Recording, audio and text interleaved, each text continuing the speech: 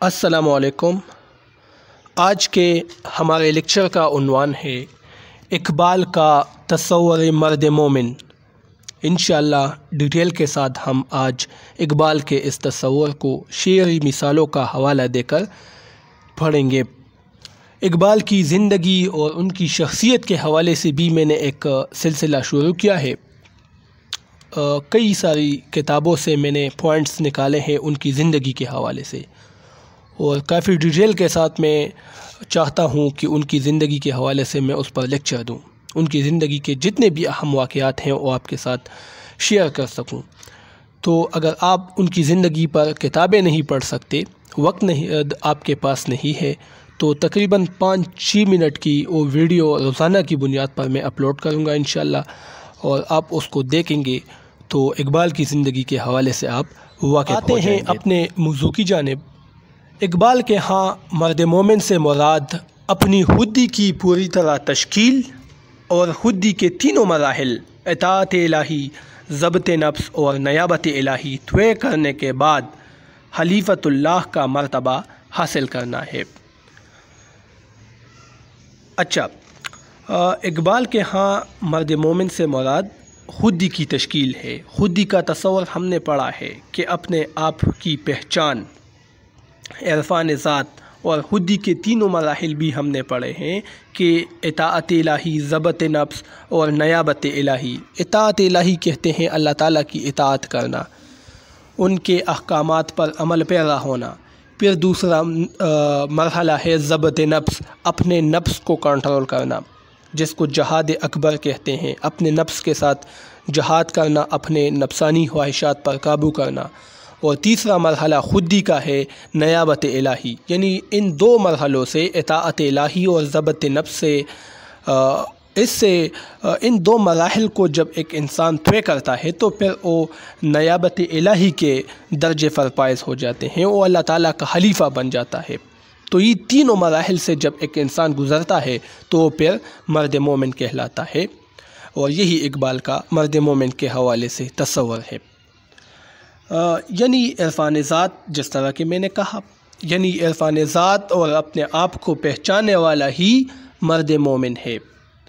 اقبال نے اپنے کلام میں مرد مومن کے لیے بے شمار الفاظ استعمال کیے ہیں: مرد کامل، بندہ آفاقی، انسان کامل، قلندر، مرد مجاہد وغیرہ۔ اپنی شاعری میں اقبال نے یہ تمام الفاظ مرد مومن کے لیے استعمال کیے ہیں۔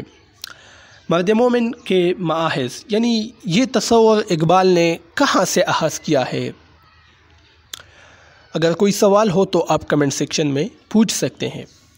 مرد مومن کے مآخذ کے حوالے سے محققین مختلف قسم کے آراء رکھتے ہیں۔ کچھ کا خیال ہے کہ اس کی بنیاد، مرد مومن کی بنیاد اسلامی تعلیمات پر ہے، اور اس سلسلے میں اقبال نے ابن مسکویہ اور عبد الکریم الجیلی جیسے اسلامی مفکرین سے استفادہ کیا ہے۔ بعض محققین کہتے ہیں کہ اقبال کا یہ تصور اسلامی ہے۔ ابن مسکویہ اور عبد الکریم الجیلی نے مرد مومن کے حوالے سے، کامل مسلمان کے حوالے سے جو اپنے تصورات پیش کیے ہیں، اقبال کا بھی وہی تصور ہے۔ یعنی اقبال نے اپنے مرد مومن کا تصور ان دونوں سے لیا ہے۔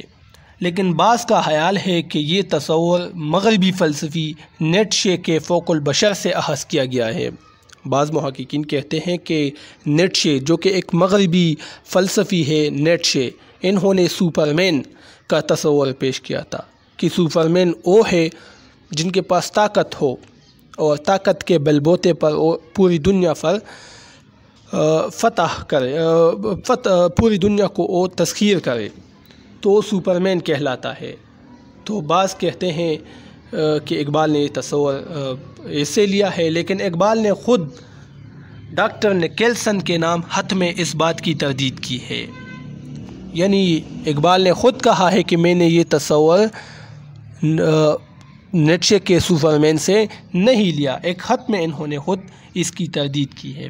اقبال کے مرد کامل کی صفات بالکل وہی ہے جو اللہ تعالیٰ نے قرآن مجید میں بیان کی ہے۔ مومن کے حوالے سے اللہ تعالیٰ نے جو صفات بیان کی ہے قرآن مجید میں، بالکل وہ صفات اقبال کے مرد مومن میں بھی ہے، لہٰذا یقینی طور پر کہا جاتا ہے کہ اقبال کا تصور مرد مومن اسلامی تعلیمات کے سائے میں جنم لے کر پروان چڑھا ہے۔ یعنی فائنلی ہم یہ کہیں گے کہ اقبال کا تصور یہ اسلامی ہے۔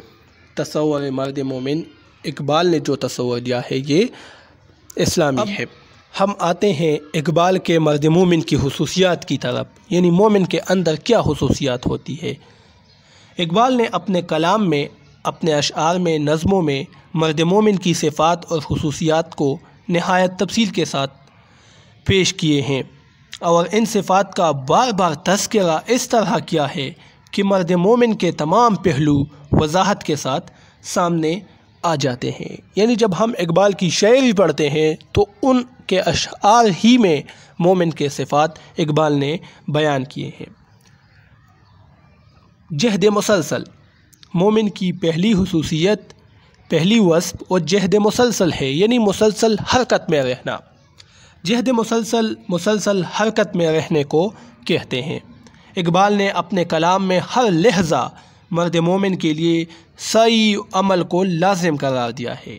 اقبال کا مرد مومن گردش پہ ہم کا نمونہ ہے، یعنی اقبال کا جو مرد مومن ہے اس کے اندر یہ خصوصیت ہوتی ہے کہ وہ ہر وقت عمل میں رہتا ہے، مسلسل عمل کرتا رہتا ہے، جد و جہد کرتا ہے، جستجو کرتا ہے۔ اقبال کہتے ہیں پختہ تر ہے گردش پہ ہم سے جام زندگی، ہے یہی اے بے خبر راز دوام زندگی۔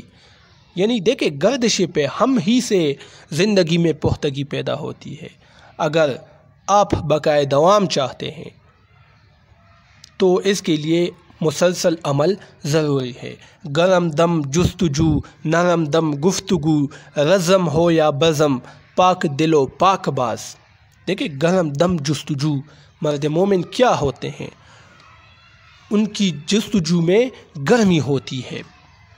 یقین محکم عمل پہ ہم، محبت فاتح عالم۔ دیکھیں عمل پہ ہم، مسلسل عمل کرنا، گردش پہ ہم، عمل پہ ہم، ایک ہی چیز ہے۔ جہد مسلسل ایک ہی معنی ہے کہ مسلسل عمل کرنا۔ یقین محکم عمل پہ ہم، محبت فاتح عالم، جہاد زندگانی میں ہیں یہ مردوں کی شمشیریں۔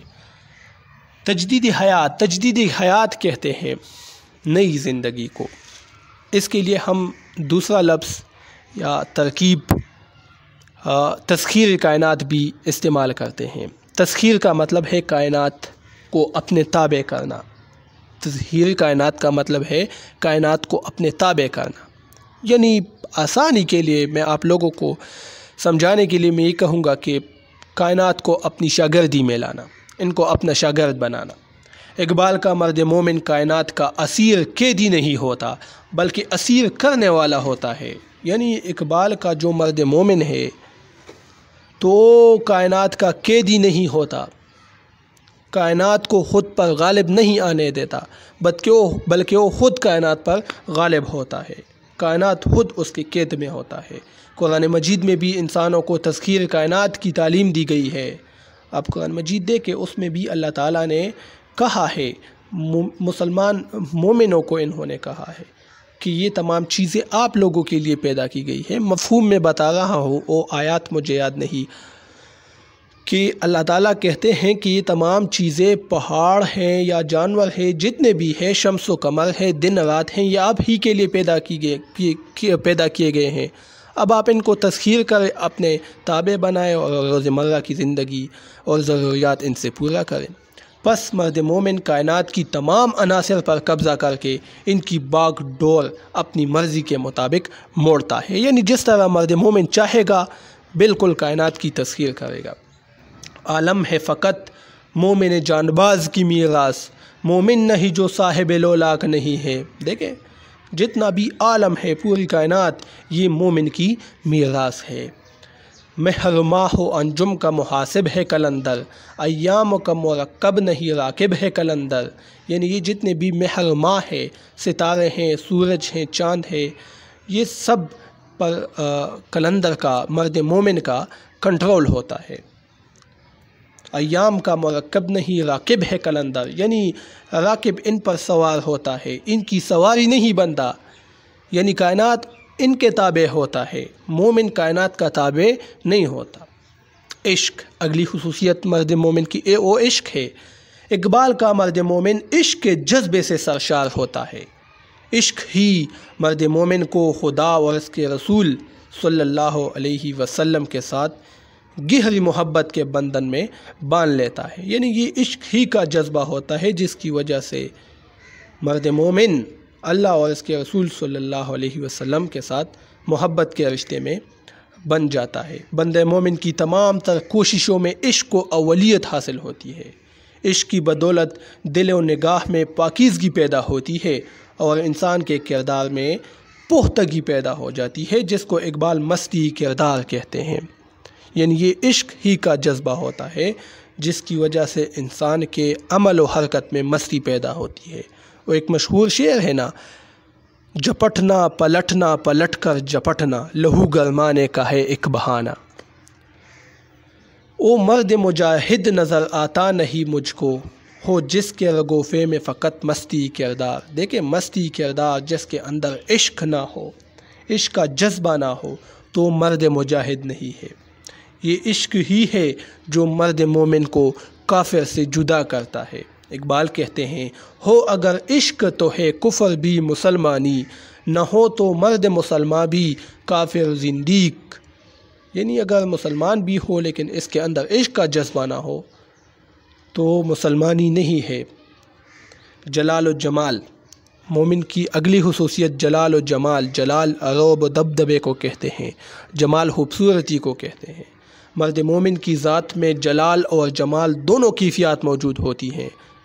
مرد مومن کی زندگی جلالی اور جمالی کیفیات کا حسین امتزاج ہوتی ہے، یعنی مومن کے اندر جمال بھی ہوتا ہے، خوبصورتی بھی ہوتی ہے، حسن اخلاق، حسن سیرت کا بھی حامل ہوتا ہے، لیکن اس کے اندر جلال اور رعب و دبدبہ بھی ہوتا ہے۔ وہ دوستوں کی محفل میں ریشم کی طرح نرم اور حق و باطل کے معرکے میں جنگ میں فولاد جیسا سخت بن جاتا ہے۔ اسی لیے اقبال کہتے ہیں، ہو حلقہ یاراں تو بریشم کی طرح نرم، رزم حق و باطل ہو تو فولاد ہے مومن۔ دیکھیں یاراں کی محفلوں میں ریشم کی طرح نرم ہوتے ہیں، لیکن جب حق و باطل کی بات ہوتی ہے تو فولاد کی طرح سخت ہوتے ہیں۔ ایک اور جگہ پر یہ مصرع میں نے لکھا ہے، نہ ہو جلال تو حسن و جمال بے تاثیر، یعنی اگر ایک انسان کے اندر تو جمال ہے، خوبصورتی ہے، لیکن اس کے اندر جلال نہیں ہے تو جمال بھی بے تاثیر ہے، اس کی خوبصورتی اور خوبصورت اخلاق کے اندر بھی تاثیر نہیں ہوتی۔ لہٰذا جمال کے ساتھ، خوبصورتی کے ساتھ ساتھ، اچھے اخلاق کے ساتھ ساتھ جلال بھی ہونا چاہیے، اور یہی مومن کی خصوصیت ہے۔ فقر و استغنا، فقر و استغنا کہتے ہیں درویشی کو، قلندری کو کہتے ہیں۔ اقبال کا مرد مومن نیٹشے کے سپرمین کی طرح غرور و تکبر کا پتلا نہیں، بلکہ وہ فقر و استغنا کا چلتا پھرتا نمونہ ہوتا ہے۔ نیٹشے کا سپرمین، فوق البشر جس کو کہتے ہیں، نیٹشے کہتے ہیں کہ جو سپرمین ہوتا ہے وہ اس کے اندر غرور و تکبر ہوگا، طاقت کے بل بوتے پر وہ اس کائنات کی تسخیر کرے گا، لیکن اقبال کا جو مرد مومن ہے وہ اس کے اندر طاقت نہیں بلکہ وہ فقر، استغنا، درویشی اور قلندری کی بدولت اس کائنات کی تسخیر کرے گا۔ تو یہاں سے بھی پتہ چلتا ہے کہ اقبال کا جو تصور مرد مومن ہے وہ نیٹشے کے سپرمین سے انہوں نے اخذ نہیں کیا ہے۔ اقبال مرد مومن کے لیے درویشی اور قلندری پر بار بار زور دیتا ہے، اسی لیے وہ کہتے ہیں، نہیں فقر سلطنت میں کوئی امتیاز ایسا، یہ سپاہ کی تیغ بازی او نگاہ کی تیغ بازی۔ دیکھیں سلطنت میں کیا ہوتا ہے، سپاہ کی، سپاہی لڑتے ہیں، سلطنتیں آپس میں لڑتی ہے اور ایک دوسرے کے وسائل پر قبضہ کرتی ہے، سپاہیوں کا استعمال کرتے ہیں، وہ تیغ بازی کرتے ہیں، یعنی تلوار سے جنگ لڑتے ہیں، توپ و تفنگ سے جنگ لڑتے ہیں سلطنت۔ لیکن فقر، استغنا، درویشی میں نگاہ کی تیغ بازی ہوتی ہے، یعنی نگاہیں مرد مومن کی نگاہوں سے تقدیریں بدل جاتی ہے۔ مٹایا کیسر و کسریٰ کے استبداد کو جس نے، وہ کیا تھا زور حیدر فقر بوذر صدق سلمانی۔ کیسر و کسریٰ ایران کی بادشاہت کو کس نے، ظلم و جبر کو کس نے ختم کیا؟ حیدر کے زور نے، حضرت علی رضی اللہ تعالیٰ عنہ کی بہادری نے، فقر ابو ذر نے، دیکھیں ابو ذر رضی اللہ تعالیٰ عنہ کی فقر نے، درویشی نے، اور صدق سلمان رضی اللہ تعالیٰ عنہ کی خلوص اور سچائی نے۔ تو فقر پر بھی انہوں نے زور دیا ہے، اور یہ بھی مومن کی ایک خصوصیت ہے۔ حق گوئی و بے باکی، حق گوئی اور بے باکی کا مطلب ہے سچ کہنا، بے باکی کہتے ہیں بغیر خوف کے۔ تو ڈیٹیل تو میں نے نہیں لکھی، لیکن وضاحت کرتا ہوں کہ مومن جو ہوتا ہے وہ حق بات کرتا ہے، راست گفتگو کرتا ہے، وہ کسی سے نہیں ڈرتا، طاغوتی طاقتوں سے، سرکش طاقتوں سے وہ نہیں ڈرتا، بلکہ وہ حق اور سچ کا ساتھ دیتا ہے۔ اقبال اسی لیے کہتے ہیں حق گوئی و بے باکی آئین جواں مرداں، حق گوئی و بے باکی آئین جواں مرداں، اللہ کے شیروں کو آتی نہیں روباہی۔ یعنی مومن کے، مرد مومن کی آئین میں حق گوئی اور بے باکی شامل ہے۔ جو اللہ کے شعر ہوتے ہیں یعنی مرد مومن ہوتے ہیں ان کو روباہی نہیں آتی۔ روباہی کہتے ہیں بزدلی کو، ہچکچانے کو۔ تو مومن جو ہوتے ہیں وہ بہادر ہوتے ہیں، راست کو ہوتے ہیں، حق کی بات کرتے ہیں۔ تو یہ مرد مومن کی خصوصیات تھی۔ اب مجھے اجازت دیجیے، اللہ حافظ۔